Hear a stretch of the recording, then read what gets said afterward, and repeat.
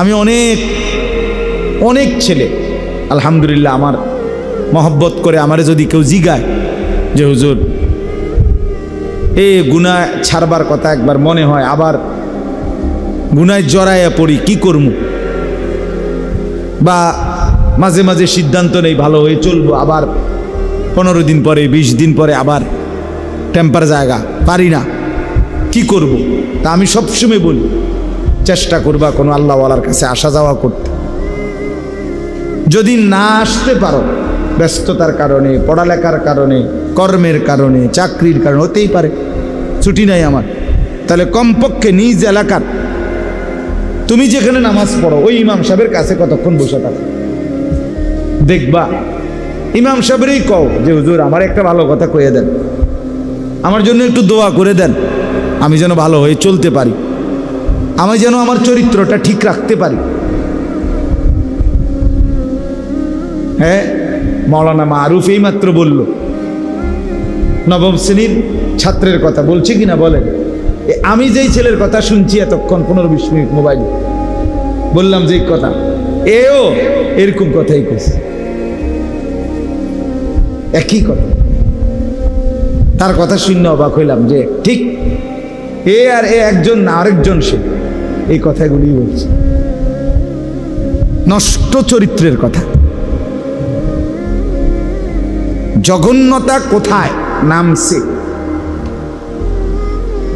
উঠতি বয়সের ছেলে মেয়েদের চরিত্রহীনতা, নির্লজ্জতা, অসভ্যতা, এটা আপনারা যারা একটু বুঝের মানুষ, মুরব্বী আছেন, জাগো বয়স 40-এর উপরে, আপনারা স্বপ্নে না, স্বপ্নের রূপেও যদি কিছু তাই ওইখানেও ভাবেন নাই। আমার সমাজের, আমার দেশের, আমাদের অঞ্চলের সর্বত্র উঠতি বয়সের ছেলে মেয়েদের হালাত কি? শুধু চুলের ফ্যাশন আর জামার ফ্যাশন না, না, অসভ্যতা আরো অনেক গভীর পৌঁছে গেছে, যেখান থেকে ফিরে আসা বড় কঠিন হয়ে দাঁড়াচ্ছে। হ্যাঁ, চেহারা সুরতের মধ্যে নগ্নতা, মনে হয় যেন ভাসতেছে, খেলতেছে। নারীর আসক্তি, যৌন চাহিদা, অসভ্যতা, নেশা, মদ, জুয়া, জিনা, ব্যভিচার, পাগল হয়ে গেছে, পাগল। আমি তাফসীরের মধ্যে পড়ছি যে নেশা করে সে জিনাও করে, যে নেশা করে সে নারীর সাথে অপকর্মও করে। নাউযুবিল্লাহ। প্রত্যেক নেশাখোর অল্প সময়ের ব্যবধানে ব্যভিচারীও হয়। এই জন্য বললাম সবাই মিলে আন্তরিক হয়ে, আপনি যদি আরেকটু আন্তরিক না হন আপনারা, তো নিজেদের ঘর পরিবার কিচ্ছু থাকবে না। এই পাশ্চাত্যের হাওয়া, ওয়েস্টার্ন হাওয়া, এই মোবাইলের আমন্ত্রণ, ফেসবুকের আমন্ত্রণ, সারা পৃথিবীর নর্তকী আর গায়িকা আর নায়িকা, আর এই দুনিয়া লুবি, এই অসভ্য চরিত্রহীন, তাদের আহ্বানে মুসলমানের সন্তান বেসামাল, দিশেহারা, বেচারা একরকম অসহায়, কি করবে? কোনোভাবেই নিজেকে নিয়ন্ত্রণ করতে পারতেছে না, এই হালাত। এই জন্য বললাম আপনাদের প্রত্যেকের উচিত নিজ নিজ মহল্লার কোনো আলেমের কাছে বেশি আসা যাওয়া করবে, দাওয়াত ও তাবলীগের সাথীদের সাথে বেশি উঠা বসা করবেন, ওলামাদের সংস্পর্শে যারা। সোজা কথা, আলেমে দ্বীনের সংস্পর্শ, দিনদার মুত্তাকি আলেম। সদবদর হুজুর হলে হইতো না, আবার মোবাইল টিফিন না হুজুর, হাবাটা নিজে সারাদিন মোবাইল টিপে পাং পুং তাং ফাং করে, এসব সদর বদর লইতো না, ভালো হুজুর হইতো। বুঝেন নাই কথাটা? বলে চিনবো কেমন? আপনি দেখলেই চিনবেন। আমনে এই যে বাজারে ফসা মাছ বেছে এই বাজারে ভালো মাছ বেছে, কথা বলেন না কেন? যেই বাজারে আপনার ভেজাল চাল বেছে এনে ভালো চাইলও আছে। আপনি যেই বুদ্ধিমান একটু বিচক্ষণতা খাটায়, বিবেক বুদ্ধি খাটায়, সে ঠিকই বের করতে পারে। এখানেও পারবেন, এটা কঠিন কিচ্ছু না।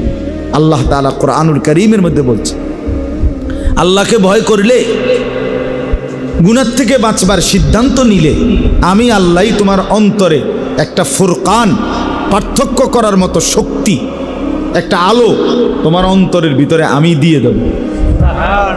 ইন তাত্তাকুল্লাহা ইয়াজআল লাকুম ফুরকানা। আল্লাহ তাআলা, তুমি যদি আল্লাহকে ভয় করো, গুনাহ ছেড়ে দাও, মজবুত সিদ্ধান্ত নাও যে আমি নাফরমানির রাস্তা ছেড়ে দেব, কিন্তু কিভাবে ছাড়বো, নেক কাজ করব, আমি কিভাবে করব, এমন একটা দরকার যদি তোমার হয়, আল্লাহ বলেন ইয়াজআল লাকুম ফুরকানা, আল্লাহই তোমাদের জন্য দিয়ে দিবেন ফুরকান, পার্থক্য করার মতো যোগ্যতা, শক্তি, এমন একটা ভেতরের স্পিরিট, এমন একটা শক্তি আল্লাহ দিবে। এটা দিয়েই তোমার অন্তরেই তোমার দিল বলে দিবে কোনটা হক কোনটা না হক, কোনটা ভালো কোনটা মন্দ, কোন কথাটা ভালো কথা কোন কথাটা মন্দ কথা। আপনি বুঝেন না, কথা বলেন না কেন? কোনটা হাসি কোনটা কান্না আপনারা বোঝেন না? কোনটা ভালো মানুষের হাসি কোনটা সিটারের হাসি, বাটফারের হাসি আপনারা বোঝেন না? কথা বলেন। মানুষ তো বুঝে, যেই কোনো মানুষে বুঝে, এটা তো সহজ বিষয়। এই জন্য আমরা প্রত্যেকেই, আমি মারুফের কথা বলতে গিয়ে কথাগুলো বললাম, আমি খুব লম্বা করতে চাই না, রাত হয়েছে অনেক। আলহামদুলিল্লাহ তার বয়ানও আপনারা শুনছেন। আমার প্রথম কথা হইল এই, আপনাদের কাছে অনুরোধ করছি, প্রত্যেকেই স্থানীয় ওলামা, ইমাম, খতিব, তাদের সাথে সম্পর্ক বাড়াবেন। বুঝিনি আমার কথাটা কোনছে? ইনশাআল্লাহ বাড়াবেন, ইনশাআল্লাহ, ইনশাআল্লাহ বেশি বসবেন, ওনারেই কইবেন, ইমাম সাহেব হুজুর আমারে দুইটা কথা কন, একটা কথা কন, একটা মিনিটে বলেন। হাদিসের মধ্যে আছে, বহু সাহাবী এরকম নবীজির কাছে আসছে, আয়েশা বলছে ইয়া রাসূলুল্লাহ আমারে একটা কথা কইয়া দেন। নবীজি এক কথা বলছে, ওয়াজ শেষ, লা তাগদাব। একজনকে কইছে রাগ করে খালাস, ওয়াজ শেষ। ওয়াজ কি করছে কদ্দুর, এই কথাইটাই ওয়াজ, যে লা তাগদাব, কি করিও না। আরেকজনে বলছে আমি সারাক্ষণ করতে চাই এমন একটা আমল কর, বলছে লা ইয়াজালু লিসানুকা রাতবান বিযিকরিল্লাহ, আল্লাহ তাআলার জিকির দিয়া জিহ্বা ভিজায়া রাখবা, যাও, এটাই খালাস। এই এক সাহাবীকে বলছে গোটা ইসলাম মানতে চাও তুমি, আমি তোমার একটা পদ্ধতি কই। নবীজি বলছে ওই সাহাবীকে, আমি তোমার একটা বুদ্ধি কই, যে এই বুদ্ধিতে গোটা ইসলাম মানা তোমার জন্য সহজ হয়ে যাবে। এটা বলি আমি। কেমন আছেন? আসেন একটু জায়গা করে দেন তো। আল্লাহ নবী সাল্লাল্লাহু আলাইহি ওয়াসাল্লাম বললেন, নবী সাল্লাল্লাহু আলাইহি ওয়াসাল্লাম কি বললাম, ওনাকে বললেন সাহাবীকে, যে গোটা ইসলাম মানা তোমার জন্য সহজ হবে এমন একটা বুদ্ধি কইতাম নি। বুঝছেন নি প্রশ্নটা? তো ওই সাহাবী বলল, বলেন ইয়া রাসূলুল্লাহ, বলেন আমাকে। তো নবীজি বললেন কুফা, মানে এই জিহ্বাটা টাই না, একটু বাইর করে আর কি। নবীজি জিহ্বায় হাত দিয়া বললেন, এভাবে আঙ্গুল লাগাইয়া বলে, কুফা লিসানাক, তুমি তোমার এই জিহ্বাটাকে নিয়ন্ত্রণ করো, খালাস। এই যে ওনার ওয়াজ শেষ। মানে এই যে এক কথায়, এক শব্দে, এক বাক্যে ওয়াজ হইতে পারে, এটা দেখলেন নি? ওনার এই ওয়াজ দিছে এই কদ্দুর কথা, শেষ। হযরতে আনাস রাদিয়াল্লাহু তাআলা আনহু, ওনাকে একদিন নবীজি বলছে, ইয়া বুনাইয়া, হে আমার প্রিয় সন্তান, তোমার একটা নসিহত করি। নবীজি ওনারে বলতেছে, ইন কাদারতা আন তুসবিহা ওয়া লাইসা ফি কলবিকা গিশশুন লি আহাদ ফাফআল। আনাস শোনো, আমার একটা ওয়াজ নসিহত শোনো। নবীজি বলতেছে, নবীজির খাদেম আনাস ইবনে মালিক বলতেছে যদি তুমি পারো প্রতিদিন সকালবেলা তোমার দিলটা এরকম বানাইবা যে কারো প্রতি তোমার কোনো বিদ্বেষ নাই, এমনটা যদি করতে পারো ফাফআল, তাহলে কইরো, এটাই তোমার জন্য কল্যাণ। এই আওয়াজ শেষ। ওনারা এর দূরে গেছে, কারো প্রতি দিলে কি রাখো না, বিদ্বেষ, স্থায়ী শত্রুতা জমায়ে রাখো, বিদ্বেষ রাখো না, এভাবেই দিল বানাও। তাইলে এই জন্য বললাম, আপনি ইমাম সাহেবকে বলেন গিয়া যে হুজুর আমার একটা ছোট কথাই বলে দেন, 1 মিনিটের একবারে ভূমিকা, নাহমাদুহু পড়তে হইব, মাইক লইতে হইব, পোস্টার করতে হইব, হ্যান্ডবিল করতে হইব, সুদ দিতে হইব। আমার ভাইয়েরা একবার সবাই সবসময় এটা কইতে হইব, সুদ দিতে হইব, এরম প্যান্ডেল করতে হইব, এটা জরুরি। কথা বলেন না কেন? আখেরাতের পথ পাওয়ার জন্য, আপনার আমার নাজাতের জন্য, জান্নাতে যাওয়ার জন্য এরম প্যান্ডেল বাধ্যতামূলক। সবসময় পোস্টার করতে হইব নাকি? দা এটাই বুঝাইতে চাইলাম। খেয়াল করবেন, ইনশাআল্লাহ দেখবেন লাভবান হবে, ভালো হবে, নিজের পরিবর্তন হবে। আল্লাহ তাআলা আমাদেরকে তৌফিক দান করে। মাহে রমজান আমাদের কাছ থেকে বিদায় নিল, 1টি মাস পূর্ণ। আল্লাহ তাআলা আমাদেরকে অতিরিক্ত বিশেষ সারা বছরের স্বাভাবিক যা আমল ছিল আমাদের দায়িত্বে আল্লাহর পক্ষ থেকে, ইসলামের আমল, এগুলো তো চলমান ছিলই। অতিরিক্ত আল্লাহ তাআলা বড় বড় মোটা দাগের আরো 6টা আমল আমাদের জন্য রমজানে বিশেষভাবে দিয়েছিলেন। 1 নাম্বার হলো রোজা পালন 1 মাস, 2 নাম্বার হলো সাহরি খাওয়া শেষ রাত্রে, 3 নাম্বার হলো ইফতার করা সন্ধ্যার সময়, 4 নাম্বার হলো পুরা মাস 20 রাকাত পূর্ণ তারাবি পড়া, 5 নাম্বার হলো শেষ দশক, শেষ 10 দিন আল্লাহর ঘর মসজিদে এতেকাফ করা, 6 নাম্বার হলো শেষ দশকের বেজর রাত্রিগুলোতে সবে কদর তালাশ করা। কয়টা হইল? 6টা। আগেরগুলো তো আছেই, 5 ওয়াক্ত নামাজ, তাহাজ্জুদ, রাত্রিবেলার, সন্ধ্যাবেলার আউয়াবিন, কোরআনুল কারীমের তেলাওয়াত, বেশি বেশি আল্লাহ তাআলার জিকির, দান, সাদাকা, জাকাত, এগুলো তো চলমান, এগুলো তো আগের মতো ছিলই না, এগুলো স্থগিত করছে, এগুলো তো ছিলই। এরপরে গুনাহ বর্জন, এ তো আগের থেকেই। মিথ্যা কথা রমজানে বলা হালাল না হারাম? তো আর অন্য মাসে একই রকম, একই রকম না? এটা মানে প্রত্যেকটা গুনাহ নিষেধ তো আগের মতোই চলমান ছিল, এগুলো তো আগেও নিষেধ, রমজানেও নিষেধ। তাহলে যাবতীয় পূর্বের আদেশ নিষেধ চলমান অবস্থায় আল্লাহ তাআলা আরো অতিরিক্ত 6টি বড় বড় আমল দিয়ে আমাদেরকে আল্লাহ তাআলা মাহে রমজানকে সাজিয়েছেন, আয়োজন করেছিলেন। এই আয়োজনে আল্লাহ তাআলা আমাদেরকে, কথাটা খেয়াল করেন, রমজান মাসের 2 মাস আগে, রজব মাসের চাঁদ ওঠার পরেই ইমাম সাহেবরা মনে করাই দিছে যে বেশি বেশি দোয়া করতে শুরু করেন, আর রমজান পর্যন্ত হায়াত চান। আল্লাহুম্মা বারিক লানা ফি রাজাবা ওয়া শাবান ওয়া বাল্লিগনা রমাদান। তাহলে রমজানের 2 মাস আগে থাকতে আল্লাহর বান্দা ইমানদাররা দোয়া শুরু করছিল রমজান পাওয়ার জন্য, কিন্তু ওই 2 মাসে দোয়া করতে করতে দোয়া অবস্থায়ও অসংখ্য মানুষ রমজান পায় নাই, কবরে চলে গেছে। কথা বলেন, রমজানের আগের 2 মাস মানুষ মারা গেছিল কেউ? আচ্ছা, রমজান মাস আসলো, এই অবস্থায় অনেক মানুষ রমজান পেল, কিন্তু রমজানের শেষ দিন পর্যন্ত এই 30 দিনেও অসংখ্য মানুষ তো পূর্ণ রমজানই চাইছিল, কিন্তু এই রমজান চলমান অবস্থায়ও অসংখ্য মানুষ প্রতিদিন কবরে গেছে কিনা, ইন্তেকাল করেছে কিনা বলেন? তাহলে 2 মাস আগেও কত মানুষ রমজান চাইছে কিন্তু তারা পায় নাই, আর কেউ রমজান পাইছে কিন্তু শেষ করতে পারেন।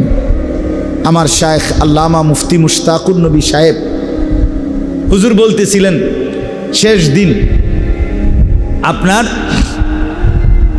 20 রমজানের দিন যেদিন এতেকাফে ঢুকবে, ওই দিন মাগরিবের আগে দিয়ে ঢুকবে মসজিদে, ওই দিনকার আসর হুজুর কোটবাড়ি সুধন্যপুর ওনার মাদ্রাসার পাশ এলাকা যে ওই মহল্লার মসজিদে আসরের নামাজ পড়ছেন। আগে ওনার মাদ্রাসার মসজিদে এতেকাফে ঢুকছেন। আমরা সবাই ঢুকছি, আমিও শায়েখের সাথেই এতেকাফ করি, হুজুরের সাথেই আমি এতেকাফ করি সবসময়, আজকে 11 বছর। তো এই আসরের সময় ওই মসজিদে এই 20 তারিখ 20 রমজানের দিন একজন মাঝবয়সী লোক মুসল্লি, উনি হুজুরে নামাজের মুসল্লা আগায়া দিছে, মুসল্লা বিছাই দিছে আর হুজুরের সামনে। হুজুরে ওই মুসল্লাটাতে নামাজ পড়ছে, ওনার লগে কথা কইছে। ঠিক শেষ রমজানের দিন 30 রমজানের দিন ওই লোকটা ইন্তেকাল করছে। আসরের নামাজ শেষ দিন, এই সন্ধ্যার সময় রোজা শেষ হবে, ওই দিনকে আসরের পরে ওনার জানাজা আছে। হুজুর বলতেছেন দেখেন ব্যাপারটা আমি দেখছি এই 20 রমজানে, মানে আমি দেখকেই ওনারে মসজিদে আইছি, অর্থাৎ উনি আমারে আসরের সময় কি করে দিছিল, মুসল্লা বিছাই দিছিল। আজকে 30তম রমজান, উনি রমজানটা কি করতে পারে নাই শেষ করতে, আর আসর থেকে মাগরিব এর ভিতরেই উনি কবরের দেশে মাটির তলদেশে চলে গেছে। আমার বাপ তাইলে প্রথম এই কথাটা বুঝাইতে চাচ্ছি, কি পরিমাণ মানুষ আমরা এখানে, আমরা যারা কয়জন বসছি এখানে, আমরা আগে এটা চিন্তা করি যে কত মানুষই তো চেয়েছিল রমজান, সবার ভাগ্যে জোটে নাই, আবার অনেকেই পেয়ে পূর্ণ করতে পারে নাই। আল্লাহ তাআলা আমাদেরকে দয়া করে রমজান পর্যন্ত হায়াত পৌঁছাইছেন, আবার রমজানের পুরা মাস 30 দিন পূর্ণ হায়াত দিয়েছেন। কি পরিমাণ শুকর আদায় করা উচিত, কথা বলেন, কি পরিমাণ কৃতজ্ঞতা আদায় করা উচিত, কি পরিমাণ আল্লাহ তাআলার শুকর আমাদের আদায় করা উচিত। আমরা যদি ভাবি ইনসাফের সাথে, বলে এই কৃতজ্ঞতার ভাষা কি হবে, যে আল্লাহ যে আমাকে এতেকাফের মধ্যে জান্নাতের রাস্তা আছে কিনা, জান্নাতের রাস্তার সামান এগুলো, জান্নাতে যাওয়ার উপকরণ এগুলো, তাহলে এগুলো যে আল্লাহ তাআলা আমাকে তৌফিক দিলেন করবার, পালন করার, আমাদের কি পরিমাণ কৃতজ্ঞ হওয়া উচিত ছিল, কি পরিমাণ শুকর আদায় করা উচিত, এটা হলো দেখার বিষয়। এক নাম্বার একটা বিষয় গুরুত্বপূর্ণ। আর আরেকটা বিষয় হলো, আমি শুধু এই 2টা কথাই বলব, মাগরিব বাদ এই 2টা কথাই বলছি, এখনো বলতে চাই। আরেকটা বিষয় হলো এই 1 মাসের রমজান, তাহলে 1 নাম্বার হলো আমাদের শুকর আদায় করা উচিত, কৃতজ্ঞতা আদায় করা উচিত আল্লাহর প্রতি, কি পরিমাণ এত বড় রমজান পাওয়ার বরকতে, এটা আমরা ভাবা দরকার, ঠিক কি না বলেন? আর 2 নাম্বার হলো এটাই 1 নাম্বার, এটা শুকরটা দ্বিতীয়, যেটা মূল টার্গেট। আগের সবগুলো ইবাদতের সাথে রমজানে আল্লাহ তাআলা অতিরিক্ত আরো 6টি ইবাদত যোগ করে, এই যে 6টার নাম বলছি কিনা, রোজা, ইফতার, সাহারি, তারাবি, এতেকাফ, শবে কদরের তালাশ, কয়টা হইছে? এই 6টার আগের গুলো সহ একসাথ করে এই যে রমজান আমাদেরকে দিলেন, ইমানদার আমাদেরকে দিলেন, কেন দিলেন? আল্লাহ তাআলা স্পষ্ট কোরআনে এটা বলছেন যে আমি আল্লাহর টার্গেট, আমার চাওয়া, লাআল্লাকুম তাত্তাকুন, যেন তোমরা মুত্তাকি হতে পারো, যেন তোমাদের মধ্যে তাকওয়ার গুণ অর্জিত হয়, এই জন্য দিছিলাম। এখন বলেন 1 মাসের কোর্স তো শেষ হইল, ঔষধও খাইলেন, শরীরটার কি অবস্থা? এটা হলো দুনিয়াবি কথার ক্ষেত্রে আমরা বলি। একজন রুগী হসপিটালে ভর্তি হয়েছে, আজকে 1 মাস ধরে 6টা করে ওষুধ নিয়মিত খাচ্ছে, ডাক্তারের প্রেসক্রিপশন মতে যেমনে যেমনে কইছে। এখন 1 মাস পরে কেউ তারে দেখতে গিয়ে জিজ্ঞেস করতেছে এখন আপনার শরীরের কি অবস্থা, আগে যেরকম দেখে গেছিলাম এখন কেমন লাগতেছে? তো এই লোক বলতেছে আল্লাহ রহমতে আপনাদের দোয়ায় আজকে 1 মাস লাগাতার ওষুধ খাওয়ার বরকতে আল্লাহর দয়ায় শরীরটাও আগের চাইতে ভালো, রোগটা কমে গেছে, কমে যাইতেছে। দোয়া করেন আল্লাহ যেন পূর্ণ সুস্থ করে। এরকম দুনিয়ার মানুষ বলে কিনা? তো আল্লাহ তাআলাও তো চাচ্ছিলেন রমজানের এই একটি মাস আমাদেরকে যে যেন তোমরা মুত্তাকি হতে পারো, তাকওয়ার গুণ অর্জিত হয় তোমাদের মধ্যে। তো ওইটার হালাত কি? 1 মাসের ঔষধ আপনি তো খাইলেন, 6টা আমল আরো অতিরিক্ত করিলেন, রমজান পালন করিলেন। এখন আপনার আমার তাকওয়ার কি অবস্থা? যেটা টার্গেট ছিল তাকওয়া অর্জন হবে, মুত্তাকি বানাবে, এটা কি হইল? এটা কদ্দুর কম। কথা বুঝছেন কি না? যেদিন ঈদের চাঁদ উঠল সেই মাগরিব থেকে আজকের এশা পর্যন্ত, ওই দিনকার মাগরিব আর এশা ওহেন্দে 2 ওয়াক্ত, গতকালকের 5 ওয়াক্ত, আজকের 5 ওয়াক্ত, তাহলে হলো মোট কয় ওয়াক্ত? 12 ওয়াক্ত। এই 12 ওয়াক্ত নামাজের হালাত বলে। এই 12 ওয়াক্ত নামাজের মধ্যে যেই ওয়াক্ত নামাজ যাদের ছুটে গেছে তার তাকওয়া কোথায়? কথা বলে। তাকওয়া মানে কি? আমার শায়েখ বলেন, কিতাবের মধ্যে লিখছে হুয়া মালাকাতুন ফিল কলব।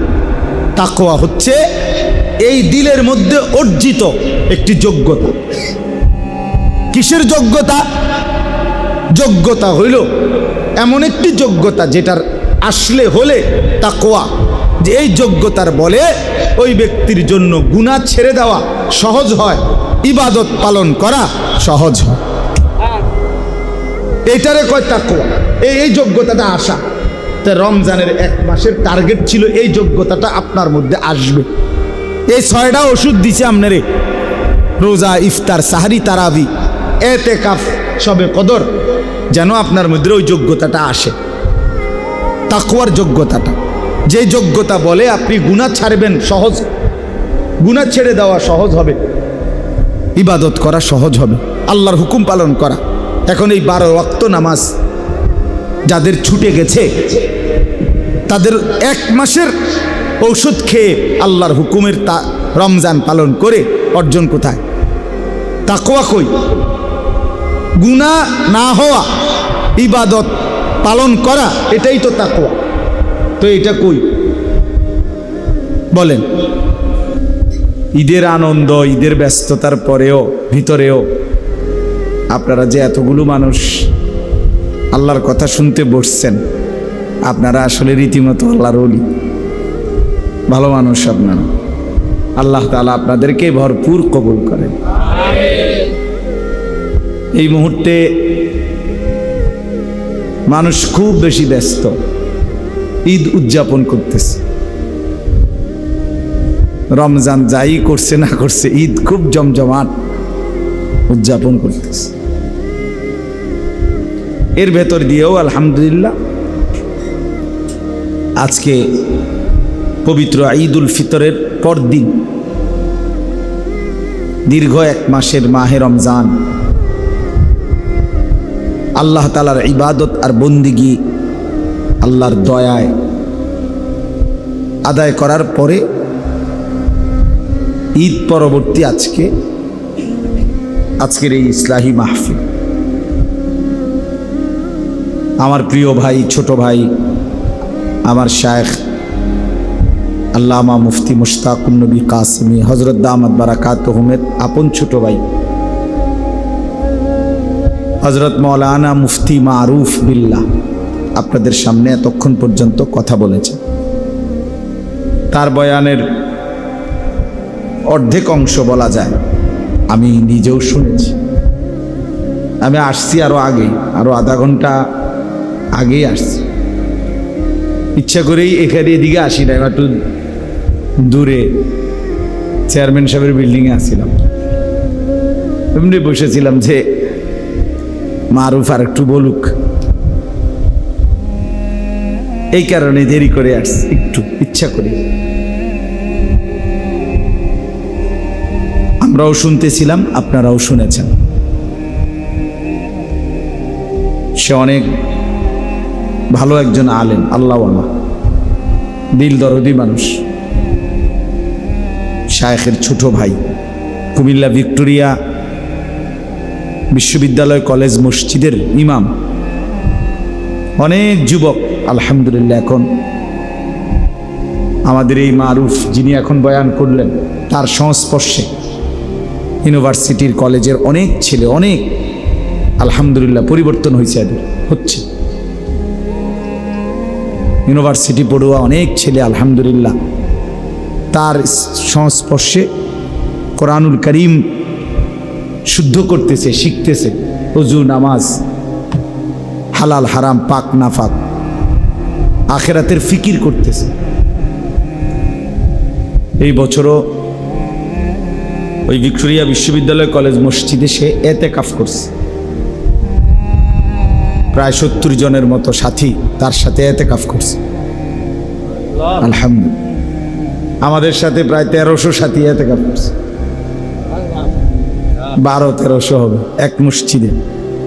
আমার শায়েখ আল্লামা মুফতি মুশতাকুন নবী কাসিমি সাহেব, উনি যেখানে এতেকাফ করে সুদর্ণপুর, ওনার মাদ্রাসায় মসজিদে, 5 তলা মসজিদ, পুরা কানায় কানায়, একবার সিঁড়ির তলেও মানুষ ঘুমাইছে। তো এই জন্য বললাম, আপনারা যেটুকু শুনছেন আরো মনোযোগ দিয়ে শোনা দরকার ছিল, আরো আন্তরিকতা নিয়ে। প্রকৃত অর্থে পরিচিতি, খ্যাতি, মানুষের কাছে জনপ্রিয়তা, এটা খুব জরুরি কোনো বিষয় না। বিষয় হলো আল্লাহর কথা মনোযোগ দিয়ে শোনা, উপলব্ধি করা, অনুভব করা। সে ছোট হোক, অখ্যাত হোক, অপরিচিত হোক। ওয়ালাউ কানা আবদান হাবশিয়া, সে একজন হাবশি গোলাম, নিগ্রু গোলাম হোক, তার কথাও আল্লাহর কথা যদি হয়, আখিরাতের কথা যদি হয়, কোরআন সুন্নাহর কথা যদি হয়, মনোযোগ দিয়ে শোনা উচিত। আমাদের ভিতরে একটু মানসিকতা আছে, জনপ্রিয়তার একটা মোহ আছে, আমাদের আসক্তি, যে একটু পরিচিত হয়তো মনে করে যে ওনারটাই শুনবে না। আসলে প্রত্যেক মসজিদের ইমাম সাহেবের কথার মধ্যে, আপনাদেরকে যারা জুমার বয়ান করে তাদের কথার মধ্যে হেদায়েত আছে, আপনাদের আখিরাতের পাথেও পুঁজি আছে। আপনাদের জন্যই ওনারা বলে, আখিরাতের কথাই বলে। ওযু, নামাজ, হালাল হারাম, পাক নাফাক, করণীয় বর্জনীয়, এগুলোই বলে। এই জন্য বাস্তবিক অর্থে যার আখিরাত দরকার, পরকাল দরকার, তার উচিত নিজ নিজ মহল্লার ইমাম সাহেবের কথাও মনোযোগ দিয়ে শোনা। আমার খুলনার হজরত আরিফ বিল্লাহ হজরত মাওলানা মুফতি নুরুল আমিন সাহেব হজরত বলছেন, প্রত্যেক মসজিদের ইমাম মুয়াজ্জিন নিঃসন্দেহে আল্লাহওয়ালা। এবং হজরতের একটা দামি কথা আছে, প্রত্যেক এলাকার মানুষের হেদায়েতের জন্য, প্রত্যেক অঞ্চলের মানুষের আখিরাতের পথ প্রদর্শনের জন্য আল্লাহই ওই অঞ্চলের ইমাম আলেমদেরকে, ওই এলাকার আল্লাহই নির্ধারণ করেছেন, নির্বাচন করেছেন। একজনের পক্ষে সারা পৃথিবী শুধরানো সম্ভব? সম্ভব বলে? প্রতিদিন যদি 10,000 মানুষ মনে করেন আমার মুরিদ, এখন আমি 10,000 মানুষের দুনিয়ার যাবতীয় প্রশ্ন আমি উত্তর দিতে হইব, মনে করেন এটা যদি আমার দায়িত্ব হয়, আমাকেই যদি বাধ্যতামূলক করতে হয়, এগো ফোন যদি আমাকে রিসিভ করতে হয় ডেইলি, তো আর আমি ভাঞ্জাবি খুললে আটন লাগবে।